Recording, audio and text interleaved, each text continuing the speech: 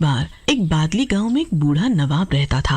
वो बहुत ही मनचला था। आती जाती औरतों को छेड़ना उसका रोज का काम था। अरे ओ जाने मन, कैसी हो? थोड़ा हाल चाल तो बता दो। अरे बूढ़ी, थोड़ी उम्र की तो शर्म कर ले। तेरी बेटी की उम्र की हूँ, मारूंगी तेरी एक जूती। अरे बेटी की उम्र की हो तो गोद में खेल लो। भाई राम, कितना बड़ा ठरकी बुढ़ा है, कोई शर्म लिहाज ही नहीं है, इसी तो पीटना ही पड़ेगा। ऐसा कह के वो लड़की नवाब को पीटने लग जाती है। हाय हाय, मत मार। मैं तो तेरे बाप की लड़का हूँ। ले बुढ़े ले, मजा आया ना? अब छेड़ेगा मुझे? नहीं नहीं, कभी नहीं छेड़ूंगा। तुमने तो मार मार कर मेरी हालत खराब कर दी। इसके बाद वो लड़की वहाँ से चली जाती है। अगले दिन नवाब फिर से वहीं से गुजर रही एक औरत को देखता है। और जी सोनिया, कहाँ जा रहे हो? गोभी का फूल बन के हमें भी साथ ले लो। हाँ हाँ, क्यों नहीं, लेकिन साथ में ये भी चलेंगे। तभी औरत का पति साहिल वहाँ आ जाता है। डार्लिंग, ये बुढ़ा हर वक्त आती जाती औरतों को छेड़ता रहता है। इधर आ बुढ़े, आज के बाद तू किसी को भी नहीं छेड़ेगा, चाहे वो तेरी बीवी भी क्यों ना हो। ऐसा कहकर साहिल नवाब को पीटने लग जाता है, लेकिन नवाब का बूढ़ा शरीर साहिल की मार नहीं सह पाता और नवाब मर जाता है। अरे सविता, देखना ये कुछ बोल नहीं रहा है, ना ही इसका शरीर हिल रहा है। पता नहीं क्या हुआ इसे। साहिल, लगता है ये मर गया है। चलो, अभी किसी ने हमें यहाँ नहीं देखा है। चलो चलो चलो। लेकिन इसे हम यहाँ इस तरह नहीं छोड़ सकते, नहीं तो पुलिस पकड़ लेगी हमें। इसे अपने घर के पीछे ले जाके दफना देते हैं, किसी को कुछ भी पता नहीं चलेगा। उसके बाद साहिल और सविता नवाब की लाश को ले जाके घर के पीछे दफना देते हैं। कुछ दिनों बाद पता नहीं सविता, उस नवाब का चेहरा मुझे रोज रात को दिखता है। लगता है कि वो मेरे आसपास ही है। तुम तो फालतू में डरते हो जी। अरे कोई मरने के बाद जिंदा हो सकता है, वो मर चुका है और उसकी लाश को तो हमने अपने हाथों से घर के पीछे दफनाया था। तुम फालतू ही डर रहे हो, सो जाओ। उसके बाद दोनों सोने लगते हैं। उसी रात वहाँ नवाब का भूत आता है। उठो साहिल, उठो। कौन कौन है? तुम यहाँ कैसे? तुम मर चुके हो। हाँ, मर तो चुका हूँ मैं, और तूने मारा था मुझे, इसलिए मैं तुझे मारने आया हूँ। देखो नवाब, मैंने तुम्हें मारना नहीं चाहा था, मैं तो सिर्फ तुम्हें सबक सिखाना चाह रहा था। वो सब तो गलती से हो गया, मुझे माफ कर दो। गलती तो इंसान से ही होती है। तूने तो एक गलती कर दी, लेकिन उसकी सजा तो मैं भुगत रहा हूँ। थोड़ी सी सजा तो तेरा भी भुगतना बनता है। ऐसा कहकर नवाब का भूत साहिल के अंदर समा जाता है और देखते ही देखते साहिल के शरीर पर कब्जा कर लेता है। अगले दिन सुबह। अरे सविता, सुनती हो प्रियतम? आज क्या बात है, कुछ ज्यादा ही रोमांटिक हो रहे हो। क्या हुआ? अरे डार्लिंग, जिसके पास तुम्हारे जैसा माल हो वो क्यों ना रोमांटिक हो। ची, ये कैसी बातें कर रहे हो जी? चलो भागो यहाँ से और काम पर जाओ, और आंखें अच्छे से धो लेना, बिल्कुल लाल हो गई हैं। इसके बाद सविता वहाँ से चली जाती है। साहिल तैयार हो ही रहा होता है कि तभी सविता की सहेली रमा वहाँ आ जाती है। उसे देखते ही, अरे साहिल, सविता नहीं है क्या घर पर? अरे रमा डार्लिंग, आज तो कातिल लग रही हो। किसका कत्ल करने जा रही हो? सविता नहीं है तो साहिल से ही काम चला लो आज। अरे साहिल, ये क्या बोल रहे हो तुम? तुम्हें कोई शर्म लिहाज है या नहीं? हाँ, मैं तुम्हारी बीवी की बहन जैसी हूँ।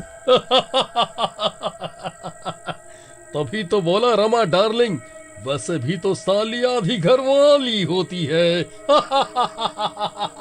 चुप करो, तुम्हारा दिमाग खराब हो गया है। शाम को तुम्हारी बीवी ही तुम्हारा दिमाग ठीक करेगी। ऐसा कहकर रमा वहाँ से चली जाती है। साहिल भी तैयार होकर काम के लिए निकलता है। रास्ते में उसे एक बुढ़िया मिलती है। और जी, क्या हाल है? शमशान जा रही हो क्या? शमशान की आखिरी उम्मीद।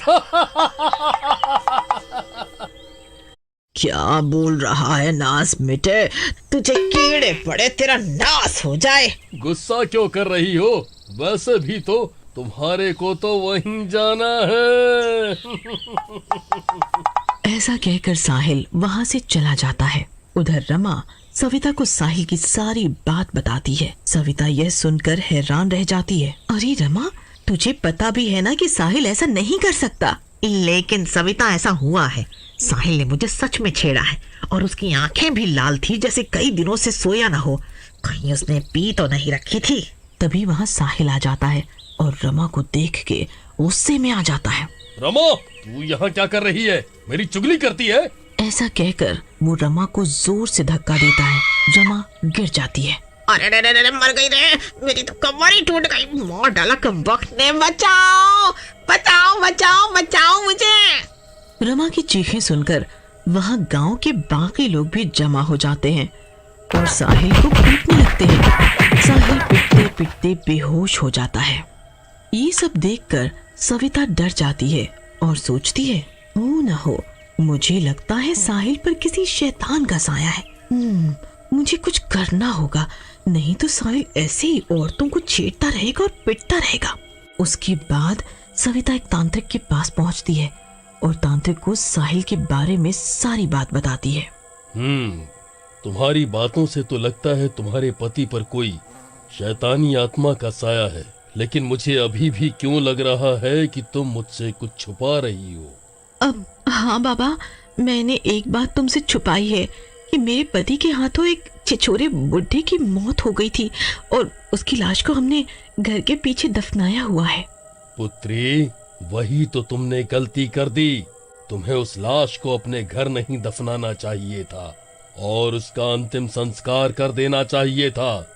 हो न हो ये उसी बुढ़े की आत्मा है जो तुम्हारे पति को परेशान कर रही है और बदला ले रही है। तो क्या बाबा, कुछ नहीं हो सकता? ऐसे तो मेरे पति मनचले बनते जा रहे हैं और लोग उनकी पिटाई करते रहते हैं। हो क्यों नहीं सकता पुत्री?